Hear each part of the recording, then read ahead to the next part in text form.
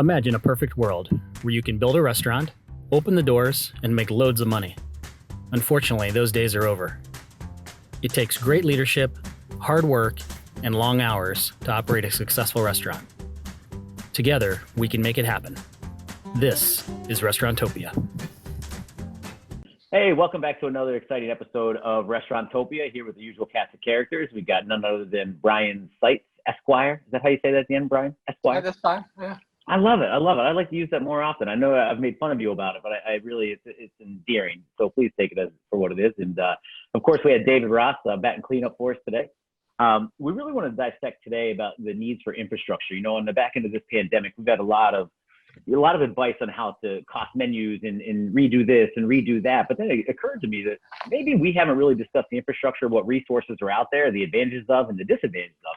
So I'd like to spend some time today talking about that with you fellas. Hope you're ready. Let's rock and roll. Yeah, let's do this. All right. So first and foremost, what is infrastructure, right? And we say this word, we toss it around pretty loosely. And depending on who you talk to, whether it's a civil engineer or a restaurateur, you know, infrastructure can range from the roadways that we drive on or the bridges and the traffic lights, or it could be the people in your restaurant and everything in between. So it's a pretty loose term. For the sake of this, I want to really focus on just a couple versions of infrastructure, and that would be the technology, the technological infrastructure that you have, and then the human capital as far as infrastructure is concerned. Because I think both those things are very, very integral as far as how you align them to really optimize your resources in a restaurant game. When I started looking over, some of the notes and things we were preparing for this, like I at first I looked at this and I was kind of like, man, like how do we get this across in a way that makes sense to an operator and doesn't seem, I don't want to say insulting, but like, because there's a lot, when you look at the local restaurant space, there's plenty lack of this when we start getting into some of these details. So we want to come from a perspective of, I feel, pick the things that you can execute easily, like low-hanging fruit, and start working on those things. And then once you have success within some of these things, then it'll be almost like an addiction to go to the next level in a lot of it. So I wanted to throw that out there before we got like roaring into it, because when I first looked at it, it was kind of like daunting. You know what I mean? It was a lot of stuff, It is. I also take a piecemeal approach. Yeah. I also think that putting this infrastructure in place frees up more time. It takes a lot of investment of your time in the beginning, but it pays dividends almost right away. Yeah. And as long as you can stay true to it and put in a system that works, the next thing becomes a little easier, and the next thing becomes a little easier. It's all these little steps that if you look back, you're like, oh God, I'm so glad I did that, and then this and this, and because it'll free up your time. And again, we always say it, it's you're working, on the business, not in the business. And this is really one of those areas that if you can pick 2 or 3 of these items to do and just put a goal in place for the next 6 months or 3 months, these are the things I'm going to work on, you're going to be well ahead of the game, and your life is going to be easier. That's one thing that I think the takeaway of this show should be is, what are the things that I can do now? Can I do some work now to make my life easier for a long period of time? Yeah, that's it, Brian. I think that's the perfect mentality going into this. Like, I just want to say that if you're going to listen to the rest of this with that mentality, this is going to be amazing next, 30 minutes. Yeah, sure. I don't want to get real preachy and be like, oh, you should do this or you should do that. And if you're not doing it, you're not doing your operation correctly. Every operation is different, and we're not trying to make someone, Subway or Chipotle, and like, God forbid, like, you're your own operator, you do things your way, but there are some best practices that you can pull from that will make your operation better and will make your life better. No question. And to your point, there's no template, there's no silver bullet, no cure-all for everybody, no one size fits all. It's kind of like a menu you look at and say, okay, what fits for my needs, right? And Dave, again, I think that might be the theme for all of our shows. There's going to be some stuff that we talk about, some operators will look at and be like, I already knew that, It's kind of like the tips videos they do. It's like, oh, here's how you slice an onion. Well, you know what? A large portion of our customers understand how to slice an onion, but just as many that do, don't. And so sometimes when you have listeners that are checking out, like, oh, I knew about that.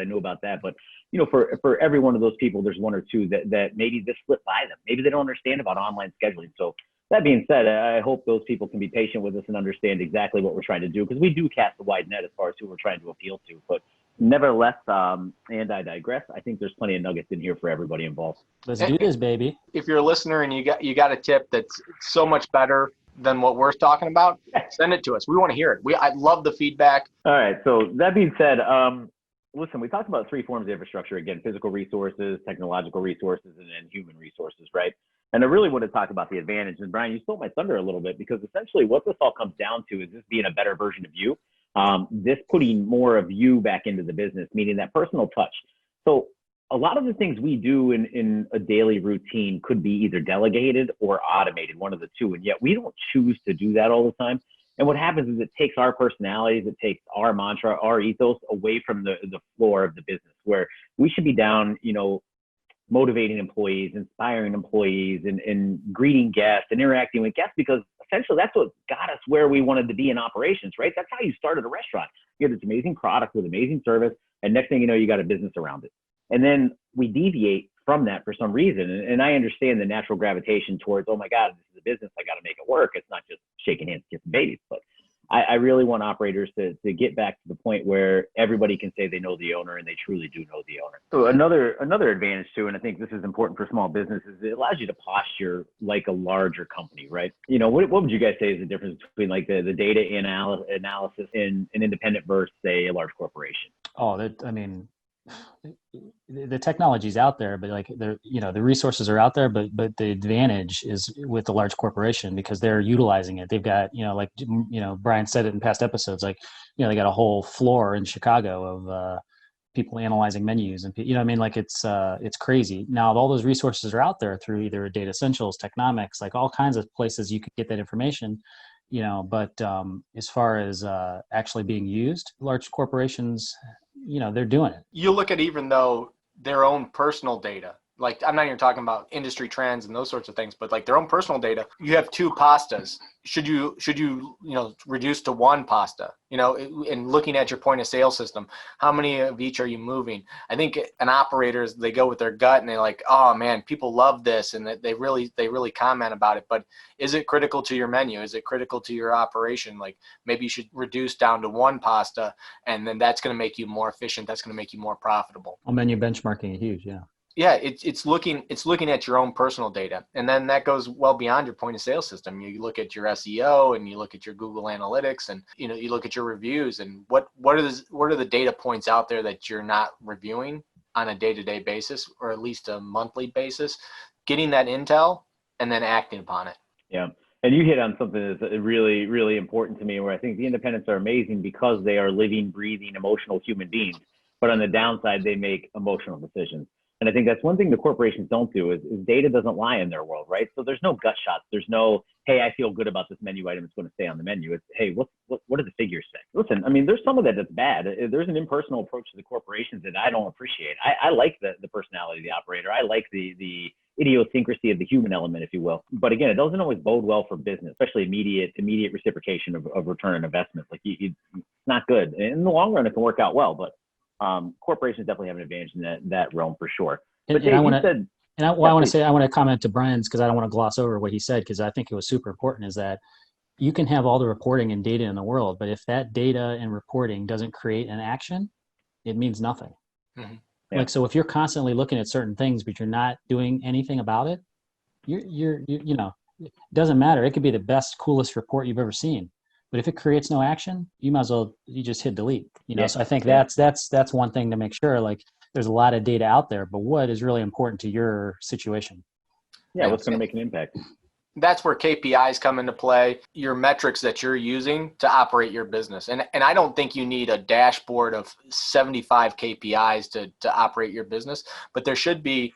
These are the 12 things that I look at on a monthly basis or a weekly basis that tell me how to operate my business. A large national chain can probably track everything down to, how many times the door was open and closed. But at the end of the day, what are the things that you can use and act upon? Yeah, so let's talk about that for a second, because Brian, you said, large corporations this, large corporations that. But Dave, you said all the resources are available. Why do you think independents don't use the same resources that are available? If we can level the playing field, why wouldn't you? Do you think it's a lack of understanding or anxiety? What do you think it is? I think it's a reason. I think it's a reason why local independents don't do a lot of things national chains do, on the good and bad. So I think that you look at everything. You go back to the episode prior to this about marketing. Like how many local restaurants have a marketing budget? Yeah. You know, national chains have got billboards and TV ads and radio spots and, you know, magazines Well, and 100% social of them media. have You know what I budget.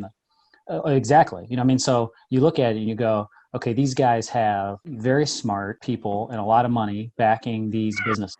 And this is what they've decided to do with their infrastructure. Probably is important. You know what I mean? Like these companies aren't into throwing money away. So they have these things set up for a reason. So when you ask me why do local independent restaurants not do it, you know, I think it's a grab bag. You know what I mean? Like I think there's a lot of reasons. I think owners and operators and GMs, they get sucked back into the business. The line cook, you know, calls off. This incident happens, and now all of a sudden they're sucked back into the business, and they push all of the data and all the other work that they're doing aside, and they're focusing just on that night, and they are unable to look at the global view of it. You know, it's a macro versus micro view, and that becomes the problem. So, and how do you prevent that? I think you prevent that by, to go full circle here with our topic today, is you put in systems in place. So once you have that system in place, you won't get sucked into the business. You'll be working on the business. Yeah, and that happens all the time for a multitude of reasons. So I tell you how many times I had to set up the grill station and run grill as you know, executive chef, where I'm supposed to be the general up on top of the hill directing the troops, and now I'm down in the trenches. I can't see what's happening over the whole battlefield. There's no way. There's no way, because I'm down in it. So you're like you said, it's almost a wasted day. Like, sure, I saved, you know, 80, $100 in labor because I had to, and I made some great steaks. But what did it do to propel my business 6 months from now, a year from now? Nothing. It got me through a day. Yeah, got me through a day. That was it. Yeah. And you're living day to day, and that doesn't put forth your strategic vision for a long-term success. So, well, and the word strategic right there, I think, comes into play, right? Like, that's maybe the most important aspect of it. I really wanted to focus on technological infrastructure today because, again, I think that's maybe the biggest area where our people, you know, the independents, probably could use a little nudging and use a little bit more information on exactly how it could help them. When I think about technological infrastructure, I think about productivity increasing. I think about efficiency increasing. I think about employee satisfaction, which is probably one you don't think of very much. Have you guys seen that at all? I know, Brian, you have some tight allegiances with some restaurants, and have you seen them using like online scheduling or anything like that, or how it works? I know it's out there. I have not interacted much with it at all. I think this is vital to the new workforce, interacting with that employee and making them a priority, making their life easier, how they interact with you. Well, and we talked, I think, if you go back to, I think it was maybe the Gen Z episode, and we talked a little bit about like the younger generation with on their customer trends, but then also trends as employees. And you go back, and if you go back to that episode, you'll see some of the stats that like they want to have more technology and more. And I think anything you can do to become, you know, for lack of a better like terminology, I call it to be sexier, you know, as a business, that employees want to work for you because you've got, you know, instead of like faking the cough, they can just go on the app and find somebody to take their shift. You know what I mean? Like that's a big deal to a 19-year-old. You know what I mean? Like, you know, huge. You know, so that kind of stuff, you know, even though it's not physically trapping somebody, but it's literally like mentally taking somebody and going like, wow, there's not many other places I could go and have this same, you know, daily interaction and technology to do the job. Yeah. And on the topic of online scheduling, obviously that's a big one in my world. It's something I didn't really grow towards in my career. I was off put. I was like, no, I like Excel. I like having full control and autonomy over this. I don't like the staff like running wild, like a Lord of the Flies kind of scenario. But now I'm looking back on it, I'm like, dang, I should have just done that, because everything comes through a manager anyway. So you have this wide open forum of shift trading and kind of like a flea market out there. But it makes, again, the flexibility from a scheduling standpoint is tremendous, and the morale boost on the back end of it is also tremendous. Not to mention you have an open line of communication to all your staff, just like Brian said. The morale boost, I think, is coming from empowering the staff. So absolutely. Once you give them that power and that responsibility, I think it's less likely that they're going to abuse it versus use it to benefit you. And to Dave's point, like the last minute call offs or the no call, no shows and those sorts of things that are going to hurt your business, hurt your operation, can be alleviated and eliminated entirely. Yeah, for sure. And the cool thing about some of these is also too, if you get in down with, and I think Schedule Fly, Hot Schedule, 7 Shifts, those are the names of the companies, they'll actually do sales forecasts for you. If you tie these into your POS system, they will generate a schedule for you based on the amount of work hours or labor hours it takes on sales. Like, how many times did I sit down and try to forecast based on trends? I would go to my POS and I'd bring up reports and I would look at all the data and be like, okay, on this Tuesday in February, we did 77 covers. I'm going to staff for 85 just to be careful. But I'm doing all gut shots with a limited realm of education here, and certainly not at the depth a computer can analyze it. But with these portals, you just plug them in and boom, they tell you exactly, here's your pro forma schedule. And it's already done. You just got to now tweak it a little bit per your liking and everything. I love that. I love that for labor. I love that for for placing orders with your distributors, like all that technology that has some AI involved in it.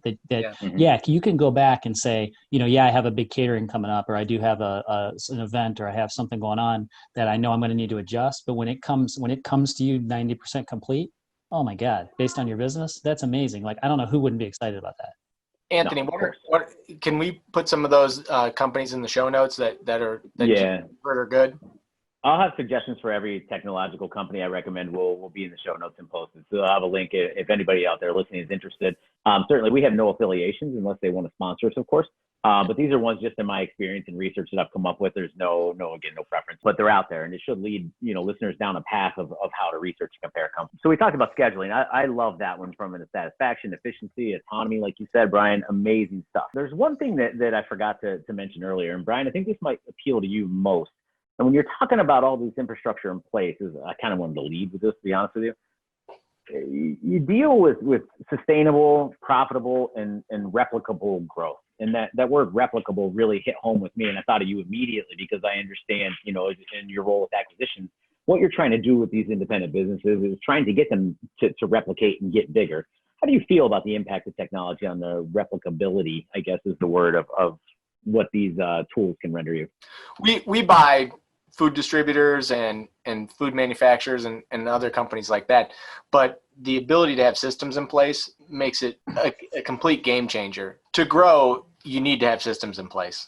At the end of the day, like, you're never going to go to location number 2 if location number 1 doesn't have a system in place, because you're constantly going to be pulled back there. And you see it time and time again. We all know restaurateurs who opened up their second location. The first location was doing great. The second location started off hot, and then they both went out of business. Why is that? They didn't have systems in place where they could operate both units. I mean, there's lots of reasons, but when you do that growth step, and whether you're undercapitalized or what other maybe global issues are out there that are preventing you from being successful, if you don't have systems in place, you're set up for failure. Oh, and by the way, like, you calling the dishwasher at 9 a.m. to make sure he comes in to check in the order from the distributor that morning. Yeah. And that's in your phone, like in your calendar, to call him at 9 a.m. every Tuesday. Like, that's not a system. No. Just for some clarity. Like systems meaning, like, I think we said replicatable, something like that. Like, yeah, this is something that, like, if you physically have to do it, it's not a system. Yeah. It might be your system, but that's not a system. Right. No one else can do it, so it's not generalizable, right? Exactly. Yeah. And then what I say around here is, if I got hit by a bus, when would someone notice that I was, my job stopped getting done? Like, that's the type of systems you need to have in place as an owner. How many of these things do you actually have to touch every week for them to get done? And the fewer things that you can touch, the better. Well, that's it. And I think we should leverage these resources into that, right? And again, ultimately, as the owner, you would want to be freed of completely. 100% should be your goal. Like, I have nothing to do today. That would be amazing. But we know that they have 250% of a day's work to cram into a day. So the more we can mitigate, I think the better off everyone will be. That is in fact the biggest, like, hurdle, I think, once you put these systems in place. You put the systems in place, the system is running on its own, and then you don't have anything to do. So what I see a lot of guys do is, once they put these things in place, then they start trying to backfill or inject themselves into areas that don't need the help, as opposed to trying to, like, am I going to open another unit, or am I going to do a deep dive on a system and try to make it better? So it's we're all entrepreneurial, we're all hard workers, and you really start working very hard, and that just becomes your lifestyle and what you do. So how do you pull back and let the system run and let it break, and then so you can come in and fix the process, not just fix the problem that day? And I just came up, I just figured out that your answer to your question earlier that you gave me, that I said was a grab bag. But here's the answer. It's called founder's disease. Okay. So Really? when you think about anybody that started something, I Mm-hmm. shouldn't say anybody, but think of all the people, think of our business, think of a restaurant, think of anybody that you were the one that started. There's a problem with letting things go. There's a problem with allowing people to do things on their own. You know, you know, think about it. Like think about everything you've experienced where you're dealing with the founder. Yep. Okay. You want to write, you got to do it And in yourself. most local restaurants, that's the case. The owner is the founder typically. He's the one that started it. He's the one that took the $10,000 out of his 401k or borrowed it Or from she. his, or she, yeah, thank you. Um, and did that, you know what I mean? And they have probably the biggest hurdle mentally with allowing things to happen without them being the one that actually does it. Mm-hmm. Well, it's like letting someone else raise your kid. 4 years old, and you Absolutely. pass them on and be like, here you go, you take care of it now. Yeah. It's not going to work. There's so much emotion involved, so much tie to that. And not to mention the sweat equity you have. It's hard to let that go. But, there's a time and place for it, especially if you want to grow, especially if you And I want to think, grow. yeah, and I think understanding that, whether you're the employee working for the founder or you're the founder listening to it, understanding that mentality is going to be a key to getting any of this started, I think. I agree, Dave. I love that. That to me kind of sums it up. It's your inability to let go is so tough. I mean, And it's holding you back. it's an Achilles It's heel. holding you back. I put a whole list in the show notes of things like a kind of A to Z of technology rely on in a restaurant. And it was really shocking to me because I started like just visioning walking through the front door and like, okay, what technological infrastructure do I need? And it starts with a security system outside, right? With your cameras and your alarm. You walk in, you got your reservation system, and then you have your fire signal, right? The smoke alarm ties right into the fire department. And it goes on and on from Wi-Fi to digital signage to reservation systems. And I kind of wanted to stop a reservation system because I'm not sure if we leverage all that. But again, amidst this sea of technology we already use, there's a lot of stuff that we don't use effectively. So maybe sometimes it's not about buying new technology. It's about reinvesting your time and energy into the technology you have. And Brian, you talked about POS systems. You'd be surprised sometimes when I ask someone for a sales mix or a velocity report and they're not sure what that is. And it's kind of like, well, do you look at these reports? Do you understand these reports? And I generally feel that maybe 10 to 20% of our operators have a full mastery of their POS system, and that's about it. Mm-hmm. That's about it. So what advice would you give to an operator if they maybe felt a little intimidated by this or didn't understand how to use the reports effectively? What would you guys do? You got to spend time with it. I mean, at the end of the day, most of these systems are becoming more and more user friendly. There's YouTube tutorials, like there's a sales rep that knows how to use it. Whether it's Clover or Toast or whatever system you're using, go onto their website, watch these videos. You got to be a student. And again, I'm not saying you have to be a complete expert and you're going to be able to sell these systems next week. I'm just saying, figure out what you can do to run reports so you can get the KPIs that you rely on. You don't have to get so granular that you're going down to some metric that you're never going to use, but you have to be able to pull reports, and more importantly, how do you automate those reports? So that report comes to you every Tuesday, you get it, comes into your inbox. Most of these systems, if not all of them, have that capability, and that will make your life easier. And I think the first step sometimes is just when you start doing a little bit of research on your own and you get enough knowledge to know that you need more knowledge or you need somebody else's help or you need to ask a question. Like, I think that's where it starts. Like when you know nothing, it's intimidating to start. But when you start researching and doing your own stuff and going through, you don't have to become an expert, but you'll know enough to know that you want to know more. Mm-hmm.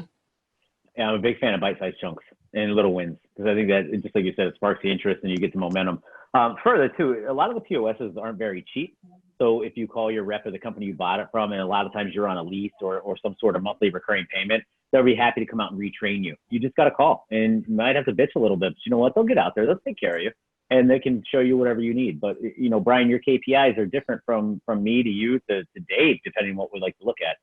What do you focus on mainly when you look at KPIs? We've talked about it a few times, but maybe that's not clear. I think it's different for each concept, whether it's a fast casual versus a fine dining. So I think, there's resources out there that people can get that will put together KPIs. But again, to Dave's point, start small. Pick 3 KPIs that you're going to look at that the reports are going to automatically generate, whether it's from your point of sale system or it's from, how many hours you're staffing to, your food cost. I mean, I personally, if I'm consulting for a restaurateur, I want to know what my prime cost is. I want to know a deep dive on my labor, so I really understand when people are working, so I understand that. And I want to understand, what my customer's doing, so what items they're buying, and constantly looking at that data. But again, you pick 3 things that you can start looking at, and what does that look like? And I think most restaurateurs, like, even if you're not following like report KPIs per se, you already have in your head the things that are important to you. Absolutely. Like, you're a stickler on food cost, or you're a stickler on labor, or you're a stickler on people showing up on time, or you're, whatever it is that's in your head constantly. Just figure out how to get that reporting, so that, because sometimes I feel like, again, this is a founder's thing. I feel is that, it's like poke at every little thing when it happens, instead of looking at it for a time period and saying, okay, here's where we're at, here's the fluctuations, or here's the people that maybe aren't doing it well or are doing it well, and then assessing those situations through reporting. It makes you so much, I don't want to say smarter, but it makes you so much intellectual, in your business, and understanding those little details. So start with the stuff that you're already have daily concerns with. You don't have to go into the stuff that you don't even think about yet, but get started on that. I love that. And you're right. We do love knee jerks and snapshots, don't we? We absolutely love them. And then we instantaneously react, and it's never good. But so the POS is capable of almost everything. We've established that, especially depending on what tier you buy, but most of them are pretty stout. The one area I see a lot of times that it's underutilized is the reservation system. Have you guys had any experience working with reservation systems in full service restaurants before? I have not. I a little bit, not enough to speak on it. No. Mm-hmm. It's almost like if you utilize them effectively, not only can you see, a myriad of data, the peak times that diners are coming in, how long your table turns are, yada, yada, yada. This is how front of the house managers set their table turns and, map their floor plan out.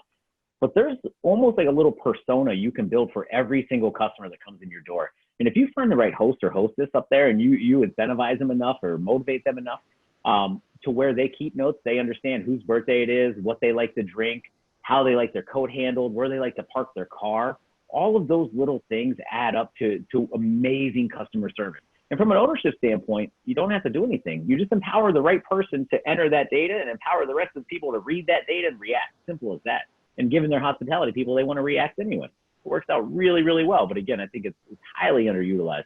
So you're really saying the reservation system is almost used as a CRM in a way. Yeah, like absolutely. You're gathering the customer, customer relationship management is CRM, but you're gathering that data on those customers to enable yourself to service them better in the future. Is that? Yeah. Have you ever walked into a bar and you sit down and they're already making your drink? Oh yeah. No. How's that feel? Oh, wait, who's listening? Of course. Yeah, who's listening? I think all of those things really resonates with the customer, and it gives you probably 10 steps ahead of your competition. The level of hospitality, when someone knows what drink you like, addresses you by your first name, calls 2 or 3 hours or the day before, and says, just to confirm your reservation, we're really excited to have you. Is there anything special that we can provide? Are there any dietary restrictions? Is there a special event that you're coming celebrating with us? I think those little steps, that you have people working in your facility already that can just do this, it just separates everything. And then guess what happens? Instead of them shitting all over you on a Yelp review, they're going to come to you and talk to you because you've opened up that dialogue. You started talking to the person, and you've humanized them and they've humanized you. So there's that give and take. So if they, it's a big deal. If the Brussels sprouts are overcooked, you're going to hear about it in a very cordial, understanding way versus, 5 reviews on the internet. Well, and back to that, I can put food allergies in the system, so I don't have to have them whip out that card in the middle of dinner and have an embarrassing conversation maybe, or an insecure conversation about what they can or cannot eat in front of business colleagues. I can already say, oh, Mr. or Mrs. So-and-so, just so you know, the tuna does have some peanut butter in it. Would you like me to put that on the side, right? And that kind of thing goes a long way. But the anticipation without them having to admit anything or show their hand is a beautiful, beautiful thing. I love all that stuff, and you're right. Why does this feel like a mystery world nobody can unlock?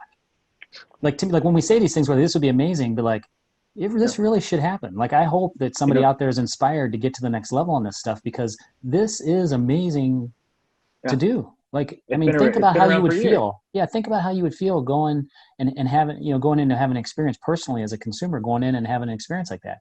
Don't you want that for your people that come into your place? Like, man, Dave, I'm going to go out and buy a restaurant because I'm fired yeah. up.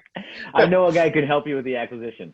So but, listen, but you don't have to be Steve Jobs though to implement this. Like there is Right. technology already out there that exists that you can leverage. Again, you don't need really complex systems. There are complex systems out there that you can get, and you may love them, but you don't need some $10,000 piece of software to do this. It's mm-mm. about doing the push-ups, learning the programs, learning the customer information, and then executing on it. It's not that See, hard. Brian, and I'll even double down on it. I don't even think you need to learn the systems. I think you already have people that know the systems or have the technological savvy that can learn the systems. And it's just like we talked about social media, having someone do it for you, or whatever the case may be. But I can promise you that college students you have working the host stand probably knows computers better than you just because of our age, right? I'm just assuming we all do pretty well technologically, but these kids Mm, have never known anything different. So why take the time to learn it? Just empower them to do it. yeah. So just tell them what you want, right? And then tell them how to react. But yeah, Dave, you're right. And this is exactly why I wanted to talk about this today because I experienced it firsthand for a long time. And it's like, man, these resources are there. But as the resounding theme comes across is if you make it too complicated, you can't follow it. You become cynical. And I think that's what happens a lot of times is, holy shit, this is overwhelming. Oh my God, how am I ever going to manage this? You know what? I never used it before. I'm going to be fine without it. But if you pick and choose those little bite-sized chunks that you talked about and leverage them to your advantage, you're way ahead. You're way ahead, without a doubt, especially compared to yourself yesterday. Yeah. Yeah. And to the founder issue, I think that's something that you need to open your mind to. We never did it before. Why are we doing it now? Well, you don't know how much business you're Things losing. You don't change. know. You don't even know what you don't know at this point. So you explore these things and see if they will help your operation. See if they will make your life easier. I mean, at some point, a guy dug a ditch with a shovel, and with the backhoe came along, and it seemed easier. I mean, there's definitely harder ways of doing stuff. No question. And one thing, maybe the silver lining on the back end of this pandemic is that operators have more confidence in change and sustainable change and how quickly they can change. Mm-hmm. And then what happens if you make the wrong decision? It's not life or death a lot of times. And obviously, there's catastrophic decisions, but you could easily say, you know what, this is wrong. Let's revert back. Or Pivot. yeah, absolutely. It's just evolved, man. It's evolution. But you're right. There is that ain't broke, ain't going to fix it mentality. And I think you got to be done away with that. I think you got to 86 it, quite honestly. So, Yeah. So Anthony, you got like 15 or 20 probably things as far as infrastructure goes. I know it's all yeah, going to be in the show notes, but, sure. We could probably do an episode on each one of these items and who knows, we Yeah. might. I mean, like, but what are the things are there any disadvantages? You know what I mean? Yeah. I don't want to step on your finale, but like, what are the disadvantages to any of this, if any? Well, I'll tell you, as Brian said earlier, you go down a rabbit hole and you get caught in granular data. And I'm like that. I got reprogrammed a few years ago. I met this one guy, but I was so ingrained in everything being 100% accurate from a granular level all the way up that I would chase insignificant numbers around for hours and just waste time. Granted, I had a really great understanding of the numbers and that, but it didn't have any impact. It didn't make any difference. The broad strokes topical view that Brian was talking about, absolutely the way to go because much less time invested and you're still making good decisions. Maybe they're not quite as pinpointed or not quite as accurate, but I can make 3 decisions on this end and at the same time I can make 1 on this end. That's a huge disadvantage. Another one is the upfront cost. So if you're to invest in all 25 of these technologies at the exact same time, it's hard to afford. So you got to piecemeal it, and you got to bite off what you can afford. And then you let it run its course. You get your ROI because you will see ROI almost all of these, within the next 30, 60 days, whatever the case may be. And then you keep buying more pieces. But to buy it all at once and try to learn it all at once, try to implement it all at once, huge disadvantage. You'll end up, the system's weak, it'll crumble. I think the implementation of it is the most difficult part. getting your staff's buy-in, getting your own personal buy-in, and being able to get that 13 reps or however long it takes you to get on board with a new habit. That's the tough part. Especially when you're dealing with old dogs and new tricks, right? So you've been doing one thing for 10 years a certain way. Now you got to reconfigure and pivot. It's tough, but it's constant gentle pressure till you get to where you want to be. No, I agree. Anthony, thank you so much for putting all the show notes together. Really great content. I think the list that you're going to find in the show notes, whether it's the website, e-commerce, the CRM, the point of sale system, the HR things that an operator can do are vital. I think the takeaway is try to get one or two of these under your belt, move forward, pick a timeline, and don't overwhelm yourself or your staff with trying to do too many changes, but try these, open up your mind, and see if you can implement something that will really make your life easier and probably generate more bottom line revenue. Yeah. And I think what the other thing we're going to do is, there's probably, let's say if there's 15 or 20 of these items in the show notes, if you can get on restauranttopia.com, get us your email, we'll get you on our newsletter. Anthony's going to be, obviously he sends out the episodes and some other, great information, but we're going to do a poll on there and have you respond back to us on what these items you feel need a deeper dive sooner. And then based on the responses we get, we're going to probably dive into these things in future episodes. Not that we're not going to get to them anyways, but if there's stuff that you're out there and there's a resounding, like, man, digital signage, like everybody's clamoring about that. And that's what the poll comes back. We'll probably do that first. So we'd love your participation in that. So get on restauranttopia.com. If you're not already on our newsletter, get on there, get us your email, and we'll get that poll out soon. And if you'd like us to chronicle you implementing one of these things, we'd love to help you and be free consultants for you. If it's digital signage, we'll come in, you buy the signs, we'll have, one of our friends would do the graphic design, do the menu design, and see how you implement it in your unit. Think about that as an option. We'd love to partner up with somebody and help them out. Anything else, guys? No, that's it, man. I think it's great. I really like that offering, and I like DJ Dave taking requests too. I think it's ingrained in your DNA, brother. I love it. I love it, love it, love it. This is a high quality pod. Thank you, everybody. Take care. Adios. Thank you for listening to Restaurantopia. The gratitude that we have for each and every one of you spending your precious time to listen to this podcast is immeasurable. Please make sure to tell a friend about this podcast. And also, if you have any feedback for us, visit us on restauranttopia.com and drop us a line. You can also subscribe on your favorite place to listen to podcasts. Thank you and have a great day. I was just going through our iTunes reviews the other day. I got a few here. It's less of Brian, more of Dave and Anthony. I'm glad you. I'm glad my mom came through again. Thank you, Mom. I've gotten 2 emails from people now. The weird emails is out of the blue. Hey, checked out your podcast. It was awesome. Kind of cool. Now you can focus on what's really important. That's right. Anthony fucking Hamilton. That's right, man. How you feeling? I'm excellent, man. I'm doing good, man. Really good. Yeah, you?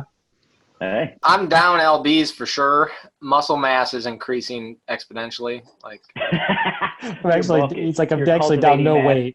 I'm losing so much fat, but gaining so much muscle.